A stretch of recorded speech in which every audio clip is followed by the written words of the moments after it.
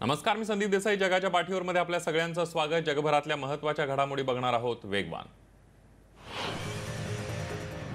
रूसने येत्या आठवड्यामध्ये कोरोना लस येणार असल्याची घोषणा केली. येत्या आठवड्यामध्ये कोरोना प्रतिबंधात्मक लसीचं रजिस्ट्रेशन होणार असल्याची माहिती रूसच्या अधिकाऱ्यांनी दिलेली आहे.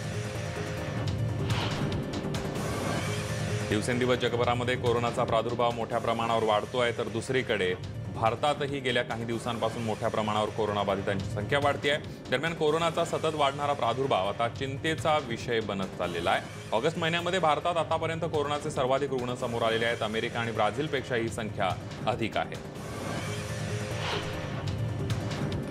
भारतात प्रतिदिन वाढ सातत्यानं 50,000हून अधिक होत असल्यानं देशातील रुग्णसंख्या ब्राझीललाही मागे टाकू शकेल. 15 लाख ते 20 लाख अशी 5 लाखांची वाढ केवळ 9 दिवसांमध्ये झाली आहे.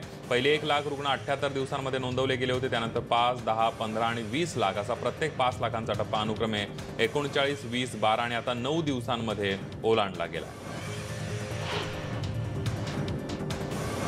देशभरामध्ये आतापर्यंत सर्वाधिक दैनंदिन कोरोना रुग्णवाढ नोंदवली गेली असून 24 तासांमध्ये 62,538 रुग्णांची भर पडली आहे. एकूण कोरोना रुग्णसंख्या 20,27,074 वर पोहोचली आहे. रुग्णसंख्येमध्ये भारत जगात तिसऱ्या क्रमांकावर असून अमेरिकेत ही संख्या 47.28 लाख तर ब्राझीलमध्ये 28,01,000 पोहोचली आहे.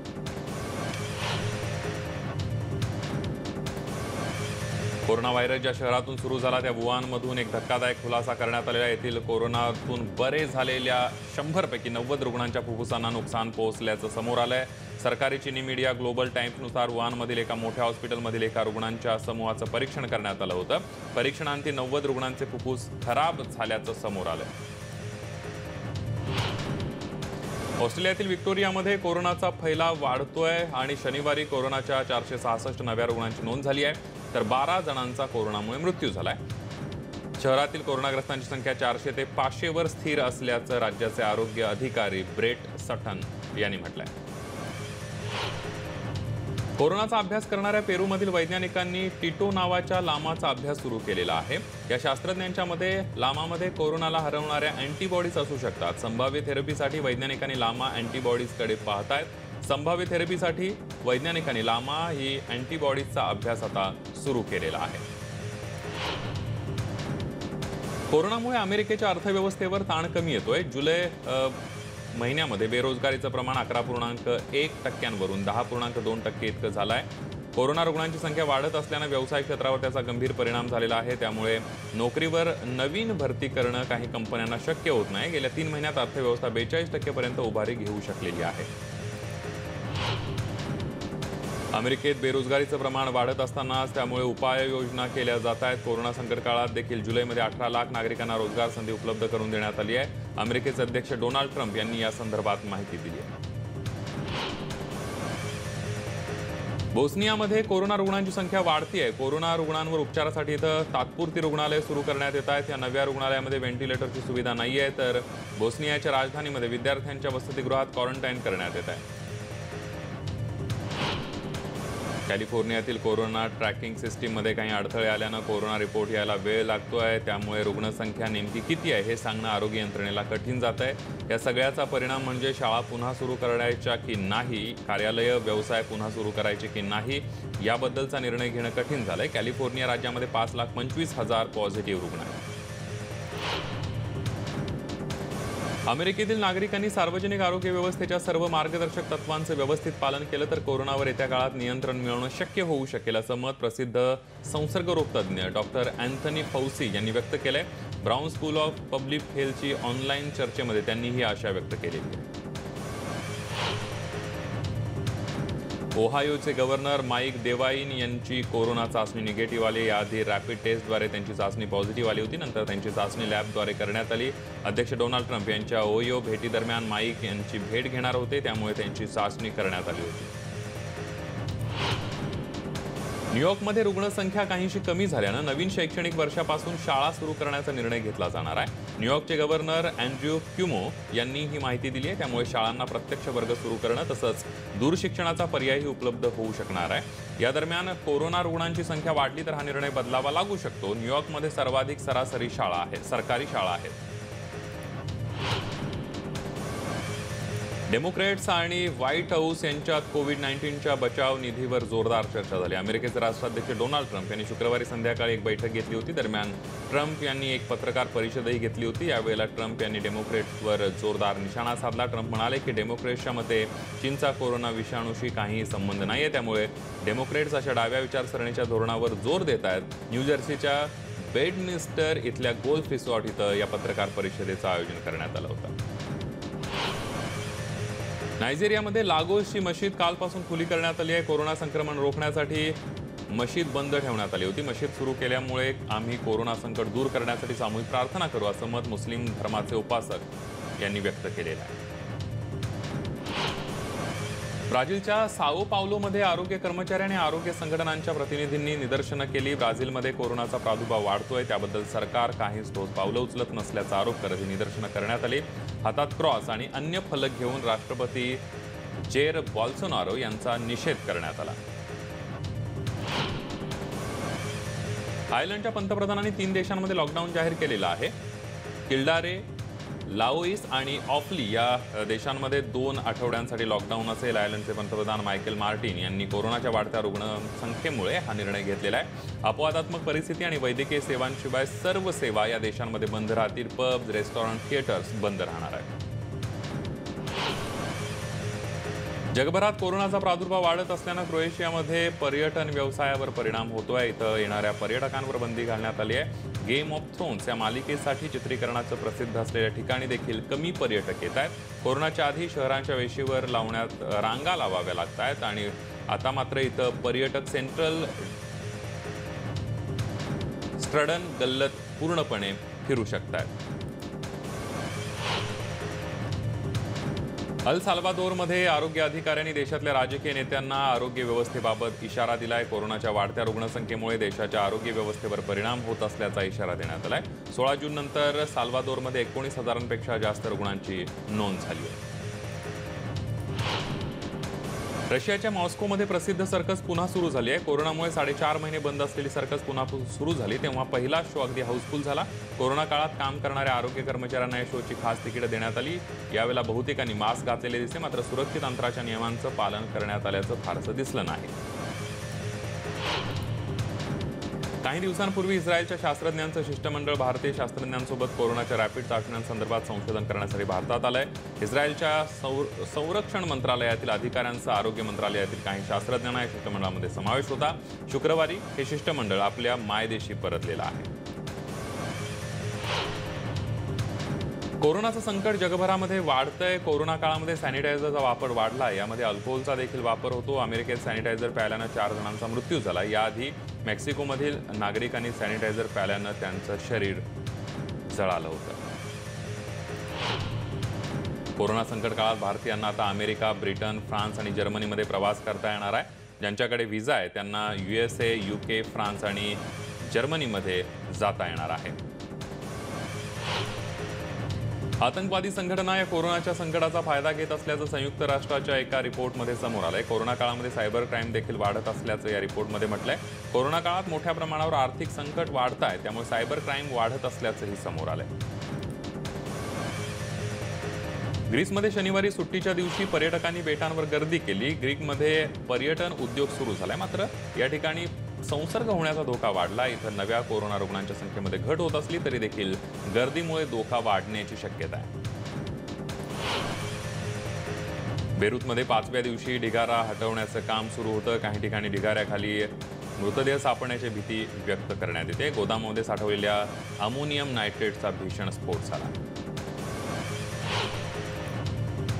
लेबननमधले हिजबुल संघटनेचे नेते हसन नसरल्ला यांनी आपल्यावरचे आरोप फेटाळून लावलेत. बैरूतमध्ये झालेला स्फोट हिजबुलने खडवून आणल्याचा आरोप होतोय. स्फोट घडवण्यासाठीची स्फोटकं या संघटनेनं ठेवली असाही एक आरोप आहे. स्फोटाच्या गटात सहभागी असल्याचे दोषारोप करून लेबननमधले स्थानिक विरोधक जनभावना आपल्या विरोधामध्ये करत असल्याचा आरोप त्यांनी केलेला आहे. लेबननमध्ये झालेल्या स्फोटामुळे उद्भवलेल्या परिस्थितीत कोरोना संक्रमण वाढण्याची भीती जागतिक आरोग्य संघटनेनं व्यक्त केली आहे. स्फोटामुळे झालेलं नुकसान, अपघातामुळे आणि आघातामुळे कोरोना संकटाबरोबरच मानसिक उपचार करण्याचं आव्हान यंत्रणांसमोर आहे. येणाऱ्या काही दिवसांमध्ये ॲप्रन, मास्क, ग्लोव्ज आणि इतर साहित्य विमानांद्वारे पोहोचवण्यात येणार असल्याचं सुद्धा त्यांनी सांगितलेलं आहे. संयुक्त राष्ट्र संघांची बचाव पथकं बैरूतमध्ये युद्धपातळीवर काम करतायत. बचाव कार्यातून अजून कोणी जिवंत असण्याची शक्यता आहे का याची चाचपणी केली जाते. तसंच ही पथकं स्फोटामुळे कारचंही मोठ्या प्रमाणावर नुकसान झालेलं आहे. आतापर्यंत या स्फोटामध्ये 150 जणांचा मृत्यू झाला. फ्रान्सचे राष्ट्रपती इमॅन्युएल मॅक्रॉन यांनी बैरूतमध्ये झालेल्या स्फोटाची चौकशी करण्याची मागणी केली आहे. स्फोटामध्ये मोठ्या प्रमाणावर नुकसान झालंय. लेबनॉनच्या राष्ट्रपतींनी बैरूतमध्ये झालेल्या स्फोटाच्या तपासणीची मागणी केली आहे. संयुक्त राष्ट्राने या प्रकरणी तपास करण्याची मागणी त्यांनी केली आहे. स्फोटाचं कारण अद्याप स्पष्ट झालेलं नसल्याचं लेबनॉनचे राष्ट्रपती मायकेल आऊन यांनी म्हटलं आहे. त्यामुळे संयुक्त राष्ट्रानं त्याचा संयुक्त तपास करण्याची मागणी यावेळेला करण्यात आली. अमेरिकेतील कॅलिफोर्नियाच्या जंगलामध्ये लागलेली आग पसरत चालली आहे. आग विझवण्यासाठी शर्थीचे प्रयत्न सुरू आहेत. अग्निशमन दलाचे शेकडो कर्मचारी काम करतायत. ही आग विझवण्यासाठी विमान देखील तैनात करण्यात आले. जपानी मालकीच्या जहाजामधून इंधन समुद्रातला विसर्ग झालेला आहे. हिंदी महासागर बेटानं मॉरिशसच्या बेटावर तणावाचं वातावरण निर्माण झालेलं होतं. या इंधनामुळे समुद्रात तेलाचा थर तरंगत होता. भारत आणि चीनमध्ये 15 जून रोजी गलवान खोऱ्यात झालेल्या संघर्षावरून भारतीयांच्या मनात चीन विरोधी प्रचंड संताप आहे. या संघर्षात 20 भारतीय जवान शहीद झाले होते. या मुद्द्यावरून इंडिया टुडे ग्रुप आणि कार्वी इन्साइट्सने केलेल्या मूड ऑफ द नेशन 2020 या सर्वेक्षणातून लोकांचं मत जाणून घेतलंय. यावेळेला एकूण 60% भारतीयांनी चीन विरोधात युद्ध केलं पाहिजे असं मत नोंदवलेलं आहे.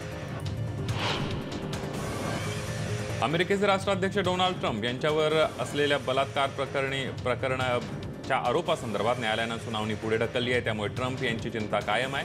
या प्रकरणी तपास सुरू असून ट्रम्प तपासणीपासून वाचू शकत नसल्याचं न्यायाधीशांनी म्हटलंय. येत्या 20 तारखेला अमेरिकेमध्ये इराकचे पंतप्रधान आणि डोनाल्ड ट्रम्प यांची भेट होणार आहे. कोरोनाच्या संदर्भामध्ये उपाययोजना आणि ऊर्जा आर्थिक मुद्द्यांवर या दोन नेत्यांमध्ये चर्चा होणार असल्याची माहिती आहे. इराकचे पंतप्रधान 20 ऑगस्टला व्हाईट हाऊसला भेट देणार आहेत. हिंदी महासागरातील मॉरिशसच्या बेटावर पर्यावरणीय आणीबाणी जाहीर करण्यात आली आहे. काही दिवसांपूर्वी मॉरिशस इथल्या समुद्र किनारपट्टीवर जपानी मालकीच्या जहाजाची प्रचंड प्रमाणामध्ये इंधन गळती झाली होती. त्यामुळे शुक्रवारी रात्री तिथं पर्यावरणीय आणीबाणी लागू करण्यात आलेली आहे. अमेरिकेचे परराष्ट्र मंत्री माईक पॉम्पिओ यांनी आपले परराष्ट्र मंत्री एस जयशंकर यांच्याशी फोनवरून चर्चा केली. अमेरिकेच्या परराष्ट्र खात्याचे प्रवक्ते मॉर्गन ओर्टागसन यांनी भारत, ऑस्ट्रेलिया, ब्राझील आणि दक्षिण कोरियाच्या परराष्ट्र मंत्र्यांसोबत चर्चा केली आहे. कोरोनाच्या संकट काळात जगभरात समन्वय राखण्याबाबत ही चर्चा करण्यात आली.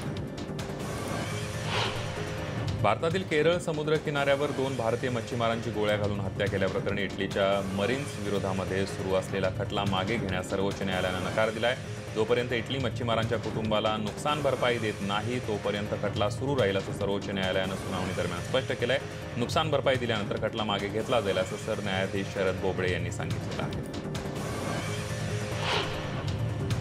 अमेरिकेतील आगामी राष्ट्राध्यक्ष निवडणुकीतील बाह्य हस्तक्षेप रोखण्यासाठी हॅकर्सची मदत घेतल्याचा ट्रम्प प्रशासनाचा प्रयत्न आहे. व्हाईट हाऊस प्रशासनाकडून सध्या रशिया आणि इराणच्या हॅकर्स आणि सामान्य लोकांसाठी मोबाईलवरून यासंबंधी आवाहन करणारा संदेश पाठवला जातोय. निवडणुकीत गैरप्रकार होत असल्याची माहिती देणाऱ्या सुमारे 75 कोटी रुपये बक्षीस स्वरूपात दिले जातील असं ट्रम्प प्रशासनानं जाहीर केलेलं आहे. यानंतर बुलेटिनमध्ये एक छोटासा ब्रेक घेऊया. पहा फक्त न्यूज 18 लोक.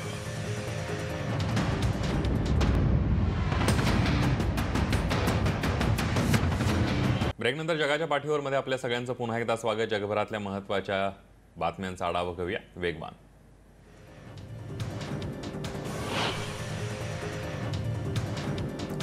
शियान शहरामध्ये एका प्राचीन अधिकृत निवासस्थळाच्या संरक्षक भिंतीचा काही भाग कोसळलेला आहे. यामध्ये बस आणि 3 कारचं मोठं नुकसान झालं. या घटनेमध्ये 4 जण जखमी झाले.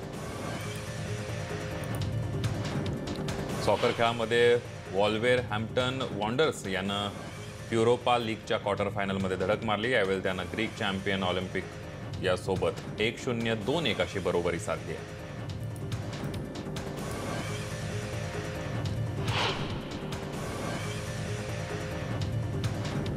अमेरिकेचे अध्यक्ष डोनाल्ड ट्रम्प यांनी ग्राहकांच्या ॲप्स टिकटॉक आणि बेवॉचच्या चीनी मालकांशी केलेल्या व्यवहारांवर बंदी आणल्यानंतर अमेरिकन राष्ट्राध्यक्ष डोनाल्ड ट्रम्प यांनी परकीय कंपन्यांना अयोग्यरित्या दडपण्याच्या निमित्त म्हणून वॉशिंग्टनवर राष्ट्रीय सुरक्षेचा गैरवापर केल्याचा आरोप चीनच्या परराष्ट्र मंत्रालयाने केलाय। अमेरिकेने दोन्ही ॲपवर बंदी घातल्यानं चीनच्या कुरापतींना आता सुरुवात झालेली आहे।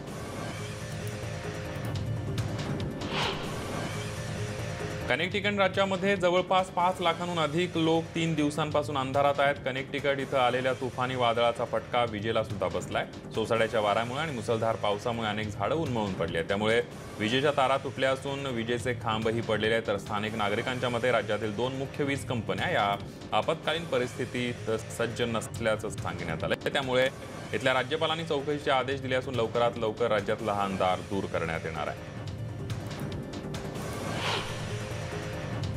दक्षिण कॅलिफोर्नियाच्या तलावामध्ये तारा नया रिवेराचा मृतदेह सापडला होता। त्या तलावाजवळ तिचं स्मारक उभारण्यात आलंय।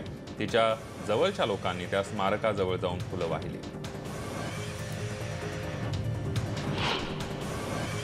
ब्रिटन सरकारनं सीमा सुरक्षेकरिता मोठा निर्णय घेतलाय। डिगिना यूके बॉर्डरवर फोर्सच्या जहाज अडवण्यात आलेला आहे। रोवर बंदरामध्ये जहाजाला प्रवेश करतात पाहताच अडवण्यात आलेला आहे। गेल्या काही आठवड्यामध्ये मोठ्या संख्येने लहान बोटी यूकेकडे जाण्याची विक्रमी नोंद झाली आहे। त्यामुळे ही तपासणी करण्यात येते आहे।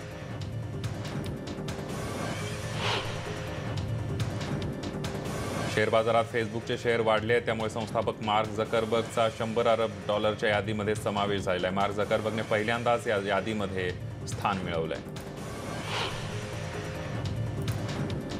2021 मध्ये होणारा T20 वर्ल्ड कप भारतामध्ये आयोजित करण्यात येणार आहे। ICCच्या बैठकीमध्ये यासंबंधी निर्णय घेण्यात आला आहे। 2022 मध्ये हा वर्ल्ड कप ऑस्ट्रेलियामध्ये होणार आहे।